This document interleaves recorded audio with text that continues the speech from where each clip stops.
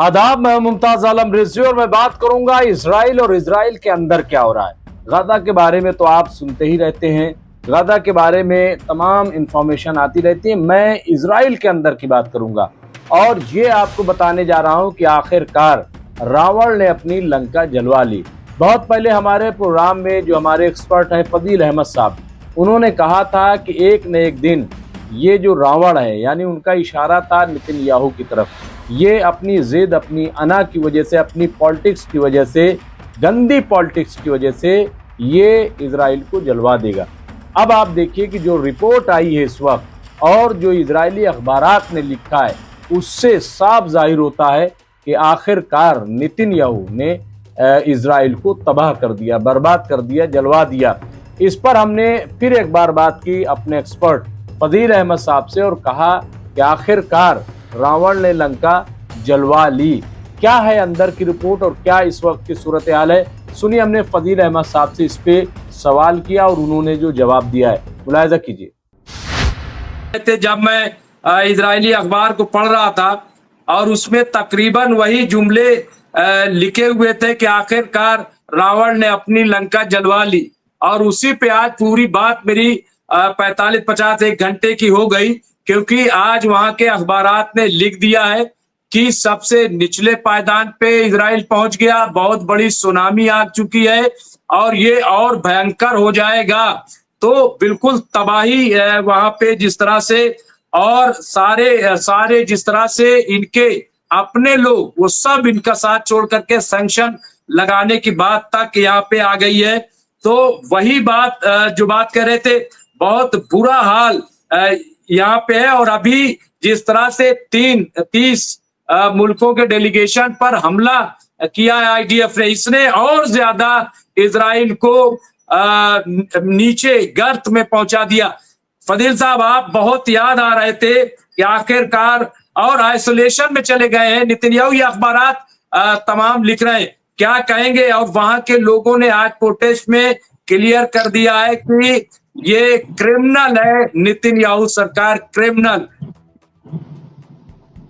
देखिए, उसके पीछे की एक बहुत बड़ी वजह एक नई बात है कि यूएई की मध्यस्थता से वहां पे खाना पीना जाने की बात शुरू हो गई है। इस बात को लेकर के भी उनके गठबंधन के लोगों ने काफी सख्त एतराज किया है। पर ये सिर्फ नेतन्याहू अकेले जिम्मेदार नहीं है, इनके पीछे जो लोग हैं वो लोग भी इसके जिम्मेदार हैं। जब नेतन्याहू कहे कि यूएई के दबाव में या यूएई के रिक्वेस्ट करने पर, जो भी बात कह लीजिए, आज नेतन्याहू ने कहा, तैयार हो गए कि हम ठीक है, गजा के अंदर राशन और दवाइयां और जो भी जरूरी चीजें हैं वो हम भिजवाएंगे। इस बात के लिए भी वहां इजराइल में, अब ये खबर कितनी सही है नहीं सही है इस पर अभी हम तस्दीक नहीं कर सकते, हो सकता है कि ये गलत खबर भी हो। और पूरा वेस्ट नेतन्याहू को अपोज हो चुका है। सभी लोग ये कह रहे हैं कि भाई ये तो जुल्म हो रहा है, आप बेगुनाहों पर एक तो ऊपर से बम गिरा रहे हैं, उस पर से खाना पीना नहीं दे रहे उनको। तो ये तो युद्ध के खिलाफ नहीं है, नियम के खिलाफ युद्ध हो रहा है। आज की डेट में हमास और ईरान, और जिस तरह की बात हो रही कि हमला ईरान पे कर दिए, तो अभी फिरोज भाई ने कहा इराक ने टेस्ट कर लिया, इजराइल ने टेस्ट कर लिया, अमेरिका ने टेस्ट कर लिया, बचा कौन है? ईरान तो टेस्टेड है, सबको अंदर से दम फूल रहा है। ईरान का नाम सुन के अमेरिका का रूह कांप जाती है। ईरान से नहीं लड़ सकते वो, क्योंकि ईरान पूरे मिडिल ईस्ट में जो मजलूमों के साथ खड़ा है वो सिर्फ ईरान खड़ा है, बाकी कोई नहीं खड़ा है। तो ये जो बात हो रही है कि ईरान को डरवा के, ईरान ने खुलेआम दे दिया है धमकी कि हम कोई डरने वाले नहीं है, आप जितना चाहो कभी भी हम स्वागत है आपके युद्ध करने का। तो ईरान ने कह दिया। अब मसला आ जाता है अरब का। अरब, देखिए, हमको तो लग रहा है कि कहीं अरब ही न बीच में आ जाए, क्योंकि अरब का रोल बहुत ही खराब है। जब यूएई साथ आ गया, यूएई कह रहा है कि भाई दवाई जाने दो, खाना जाने दो, तो अरब क्यों इतना पीछे है? अरब कहाँ कह रहे थे कि हम कितना डॉलर देंगे कि उसको रिफॉर्म कर दिया जाए, गजा को नया गजा बनाया जाए। आज मुंह बंद है उनका, आज नहीं कह रहे। ये सारी चीजें जो है, मिडिल ईस्ट को प्रयोगशाला बना लिए लोग, अपने प्रयोग करने की एक जमीन बना ली है। सारी निगाह जो है तेल पर है। अमेरिका ये चाहता है कि हमारी तेल पर दादागिरी बनी रहे और ये तब तक होगा जब तक अरब उसके चंगुल में रहेगा। जिस दिन अरब उसके पंजे से बाहर हुआ, वो तेल पर अपना स्वामित्व समाप्त कर देगा। क्योंकि देखिए, अमेरिका ने भी बहुत पैसा इन्वेस्ट किया है तेल को निकालने के लिए। ऐसा नहीं कि तेल भले अरब का है, लेकिन इसके पीछे अमेरिका ने बहुत पैसा लगाया, बहुत कुछ किया, इसीलिए ये लोग पलके बिछाए रहते हैं उसके लिए। और जब तक कि तेल की दादागिरी करने के लिए तेल पर पूरे मध्य एशिया में आप देख लीजिए कि तेल का कितना महंगा रेट है। इसकी वजह कौन है? हमारे देश हो या बांग्लादेश, चाहे जितने भी मध्य एशिया में आधी दुनिया के अंदर जो देश तेल उत्पादक देश नहीं है, उनको कितना भारी नुकसान हो रहा है, कितना हर महीने तेल की वजह से कितनी महंगाई बढ़ गई। हमारे यहाँ देश के अंदर देखिए 100 रुपया पेट्रोल बेच रहा है, डीजल 80-90 रुपया हो रहा है। कितनी महंगाई है। जो किराया 70,000 था, आज 1,70,000 हो गया। और लोगों की कैपेसिटी खत्म होती जा रही है। मध्य एशिया के लोग इतने गरीब होते जा रहे हैं इस अरब की वजह से। और ये जो दादागिरी चल रही है, वेस्टर्न कंट्री है अपना अलग। लेकिन खैर एक मुमताज भाई, एक बहुत अच्छी बात ये हो रही है, अमेरिका और यूरोपीय यूनियन के बीच में जो नाइतफाकी बढ़ रही है, इसका पूरा फायदा मध्य एशिया को मिलेगा। और मध्य एशिया में ईरान लीडर बन के निकल रहा है, और वो निकलेगा इंशाल्लाह। लीडर ईरान होगा। और ये जितने लोग भी मुस्लिम वर्ल्ड के खलीफा बनना चाहते हैं, आज तक कभी ईरान ने ये नहीं कहा कि हमको खलीफा बना दो, लेकिन जो बनने वाले हैं कि मुंह जबानी खलीफा बन रहे हैं। इसलिए कभी भी अभी अमेरिका, इजराइल सब पस्त पड़ चुके हैं। यूरोपीय यूनियन का पूरा साथ हमास को, हूती को मिल रहा है। इतनी बड़ी बड़ी मिसाइलें आ कहां से रही हैं? ये तो देखिए आप, ये तो अमेरिका भी इस बात को जानता ही होगा कि इतनी बड़ी बड़ी मिसाइलें आ कहां से रही हैं। जी मुमताज भाई। बिल्कुल बिल्कुल सही कह रहे हो। चूंकि टाइम हो गया था, लेकिन फदील भाई आ गए तो मैं 2-4 मिनट और मैं फदील भाई के नाम कर देता हूं। लेकिन फदील साहब, आप ये सही कह रहे हैं, जुल्म जारी है और ये तमाम चीजें हैं। लेकिन क्या आपको लग रहा है कि ये इजराइल अब बहुत ज्यादा, क्योंकि अभी हूती ने बहुत बड़ा हमला किया है हाइफा एयरपोर्ट पे उनपे, तो और वो इंटरसेप्ट नहीं कर सके। वहां के हालात बड़े खराब हो रहे हैं। मैं कह रहा हूं, क्या लग रहा है कि, और अभी डोनाल्ड ट्रंप, खबर यही है, बड़ा मोतबर खबर है कि डोनाल्ड ट्रंप ने फौरन फोन किया है नेतन्याहू को कि अभी जंग रोक दी जाए। हालांकि फिरोज अहमद बख्श साहब कह रहे हैं कि हम इन बातों पे बहुत ज्यादा यकीन नहीं करते, इन पे ये भरोसे काबिल नहीं। लेकिन क्या हालात ऐसे नहीं हो गए कि अगर अब ये इजराइल नहीं मानता तो सारे लोग जो है, क्योंकि 30 डेलीगेशन पे हमला मामूली बात नहीं है, तो ये एक बहुत बड़ा प्रेशर नहीं हो गया? और ऐसे में क्या नेतन्याहू सरकार जा भी सकती है? क्योंकि वहां पे ऐसा लग रहा है कि तख्ता पलट वाली सूरत हो सकती है। एक हफ्ते का हम बता रहे हैं आपको टाइम। एक हफ्ते में आप देखिए बहुत कुछ बदलने वाला है। अंदरूनी चीजें, इजराइल पूरी तरह से पस्त हो चुका है। नेतन्याहू जैसा आदमी आज तैयार हो गया है कि ठीक है, हम सामान जाने देंगे अंदर। एक हफ्ता और इंतजार कीजिए। एक हफ्ता के अंदर अंदर पूरी तरह से यहाँ शांति होगी। और अब बात होगी फिलिस्तीन पर। ये लोग चाइना को धमका रहे हैं, ये लोग ईरान को धमका रहे हैं। अरे धमकाने से काम थोड़ी चलता है। हूती से तो निपट ही नहीं पा रहे, तो चाइना से ईरान से कैसे निपटेंगे? हूती से नहीं निपट पा रहे ये लोग, तो ईरान से कैसे निपटेंगे? तो ये बात इनको पता है। और जिस दिन ईरान पे हमला किया तो बीच में अरब पड़ता है, अरब को भी उसका कसूरवार माना जाएगा। और उसका जो जवाबी हमला होगा उसमें अरब बचेगा नहीं, ये बता रहे हैं आपको। अरब भी नहीं बचेगा। इजराइल के साथ साथ अरब टू वार होगा, टू साइड से वार होगा। अगर एक भी मिसाइल जाती है ईरान की तरफ तो उसको अरब का हमला माना जाएगा ईरान के ऊपर, ये जान लीजिए आप। क्योंकि बिना अरब को अपना एयर स्पेस दिए कोई मिसाइल ईरान नहीं जा सकती और न कोई जहाज जा सकता है। तो कोई भी ईरान पे हमला होता है उसे अरब का हमला मान लिया जाए और पूरी दुनिया अरब के साथ खिलाफ खड़ी होगी और तब लड़ाई होकर की। और अरब और इजराइल को एक नजर से दोनों दुश्मन को देखना चाहिए। अरब भी उतना ही दुश्मन है जितना इजराइल है। आप अरब को अलग करके नहीं देख सकते। ये लोग सोने के जहाज पे चल रहे, सोने के बाथरूम में जा रहे, सोने के बेड पे सो रहे। अरे क्या कर रहे हो भाई तुम? ये दुनिया की ये जो दौलत है तुम्हारे पास पेट्रो डॉलर की, इस पे पूरी दुनिया का हक है। आप अकेले नहीं कुछ कर सकते। जिस तरह से फिलिस्तीन के मजलूम मुसलमानों को मारा जा रहा है और चुपचाप ये तमाशा देख रहे बैठ करके। फजील साहब, यहाँ पे कई लोगों ने लिख दिया, स्क्रीन पे देखिए, तबरेज आलम से लेकर के कई लोगों ने, please allot 15 minutes to mister Fazil.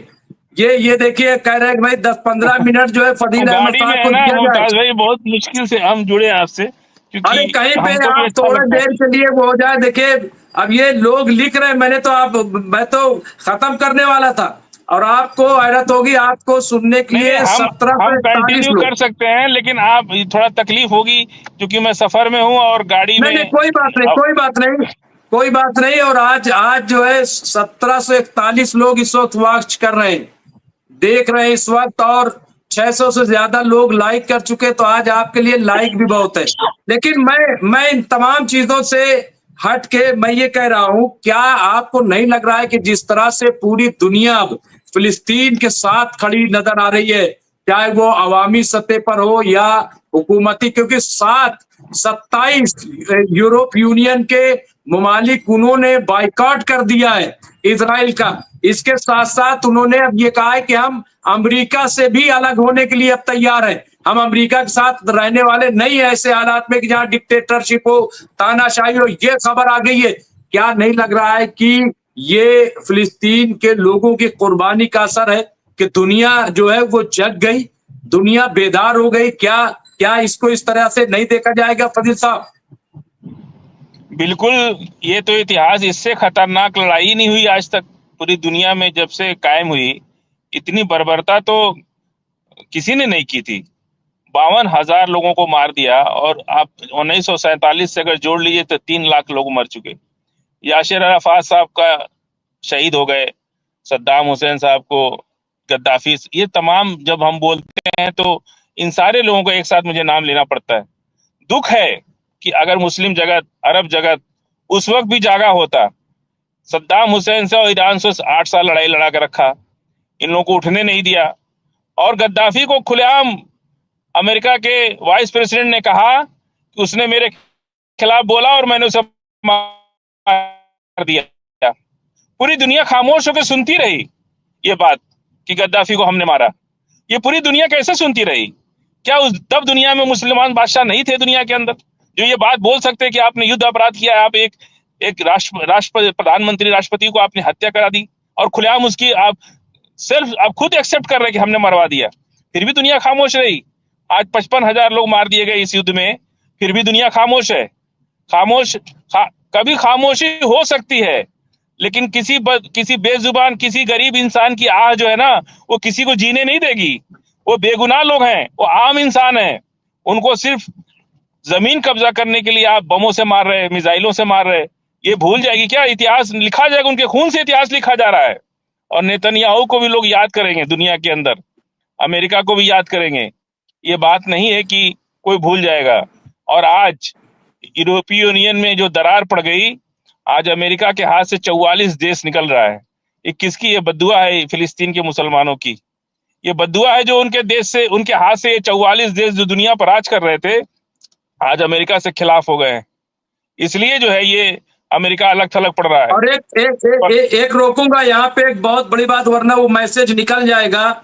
महपाल Singh जो राजा सिंह राजपूत साहब हैं, चाहे उन्होंने लिखा है कि जूलियन असांजे ने फिल्म फेस्टिवल में उस टी शर्ट का इस्तेमाल किया है जिसमें 4,986 बच्चों के नाम लिखे थे। ये वो बच्चे हैं जो इजराइल के हमले में मारे गए हैं। ये उनके उसमें आप जो भी कह लीजिए खराज अकीदत पेश करने के लिए। तो इस तरह से भी आप देखिए, फिल्म फेस्टिवल हो या अवामी मुजाहरे हो या तमाम चीजें जिस तरह से सामने आ रही हैं। और आप देखिए, कल मैंने वो फुटेज भी दिखाया था जिसमें आप देखिए कि किस तरह से नीदरलैंड में लोग उतरे हुए थे, और इनके बारे में वहां से कल एक हमारे साथ मेहमान जुड़े हुए थे। ये तस्वीर देखिए आप, ये मामूली तस्वीर नहीं, इस तरह से लोगों ने प्रोटेस्ट किया है। यहाँ पे एक खातून बच्चा लेकर के आई, और उन्होंने कहा मैं इसलिए बच्चा लेकर के आए हूं क्योंकि सबसे ज्यादा खतरा अगर किसी को गजा में है तो बच्चों को है, सबसे ज्यादा अगर मारे गए तो बच्चे मारे गए। इस तरह से आप देखिए ये लोग प्रोटेस्ट कर रहे हैं, इस तरह से दुनिया सामने आ रही है। फजील साहब क्या कहेंगे? ये तस्वीर है सामने और ये लोग अभी भी चुप है, बोल नहीं रहे। यानी गैर मुस्लिम यूरोपीय मुल्क उन्होंने बॉयकॉट कर दिया अपनी तजारत का, सारी चीजें, ये अभी भी जो है खामोश है। एक सीन आपको याद दिलाना चाहते हैं। एक मासूम बच्ची समुद्र के किनारे मरी पड़ी मिली थी, याद है आपको? सीरिया के किनारे पूरी दुनिया हिल गई थी उस फोटो को देख करके। आप सोचिए कि फिलिस्तीन के बच्चों की कहानी अगर बताने लगा जाए तो दुनिया खड़ी हो जाएगी, एकदम विद्रोह शुरू हो जाएगा, क्रांति आ जाएगी पूरे वर्ल्ड में। एक मासूम बच्ची का फोटो समुद्र के किनारे लाल कलर का ड्रेस पहन के वो थी सीरिया के किनारे। आप सोचिए कि दुनिया हैरान हो गई उस फोटो को देख करके। तो फिलिस्तीन के जो बच्चे जिनका हाथ उड़ गया, जिनका पैर उड़ गया, जिनके शरीर के चिथड़े उड़ गए, मतलब लोग जो है हाथ लेकर के घूम रहे थे बच्चों का, अपने पैर लेके घूम रहे थे, कोई पेट फट गया लेके घूम रहे थे। ये सारी वेस्टर्न कंट्री की जो वेस्टर्न मीडिया है ना, वो सबसे बड़ा जुल्म करने वाली वो है कि वो किसी की बिकी हुई मीडिया है। वो हमेशा धोखे की बात करती है, सही चीज दिखाती नहीं। और फिलिस्तीन के बच्चों की जो कुर्बानी है ना, जो शहादत है उनकी, अगर उसको सही से फिल्म बना के दिखा दिया जाए, पूरी दुनिया में बगावत हो जाएगी अमेरिका के खिलाफ, नेतन्याहू के खिलाफ। जिस तरह की तस्वीरें सोशल मीडिया पर आई हैं, दुनिया ने जिसको देखा है, आप देख करके आपकी आंखें बंद हो जाएंगी अगर आप सही से देख लें। लेकिन वेस्ट मीडिया ने उसको पूरी तरह से दबा दिया, उसको डिस्क्लोज नहीं कर रहे, ना दिखा रहे। सोशल मीडिया भी तो उन्हीं का है ना। सोशल मीडिया पे आप कुछ डालिए, अभी निकाल दिया जाएगा। भाई सोशल मीडिया भी तो उन्हीं का है, वेस्ट मीडिया का ही सोशल मीडिया है। वो जो 10-5 मिनट में जो आ जाता है, बाकी कुछ नहीं आता है जी। ये बहुत ही खराब सिचुएशन है, लेकिन जाहिर है कितने लोग मारे गए, जिंदगियां खतरे में है। लेकिन जिस तरह की खबरें आ रही हैं, जिस तरह से इंकलाब की शक्ल सूरत बन रही, मैं समझता हूं कि ये फिलिस्तीनी अवाम की, गजा के लोगों की एक कामयाबी है। क्योंकि कल ही अमेरिका ने मना कर दिया, ये जो मंसूबा है कि हम लीबिया भेज रहे हैं 10 लाख की, बिल्कुल गलत खबर है। ऐसी कोई खबर नहीं है। ये कल ही अमेरिका ने व्हाइट हाउस की तरफ से क्लियर कर दिया गया था, क्योंकि दुनिया ने कहा कि ऐसा मुमकिन ही नहीं है कि किसी मुल्क के आप 24 लाख लोगों को दूसरी जगह जो है वो भेज दें। ये हुकूक इंसानी की सबसे बड़ी पामाली है। तो बहरहाल ये तमाम जो है ऐसी खबरें एक दिन में दूसरी बार अमेरिका क्यों नहीं बुला ले रहा है अपने पास? अमेरिका बुला लेना अपने पास, दूसरे देशों के पास क्यों भेज रहा है? तो ये थे फजील अहमद साहब। कई हवालों से उन्होंने बात की है, और जो बात की है और जो हमने उनसे सवालात किए वो सब आपके सामने आ चुका है। इससे अंदाज़ा लगाया जा सकता है कि क्या मौजूदा सूरत हाल है। बहरहाल जो भी होगा, हम आपकी खिदमत में इस तरह की खबरें पेश करते रहेंगे। देखते रहे MMC न्यूज़ इंडिया। बहुत बहुत शुक्रिया।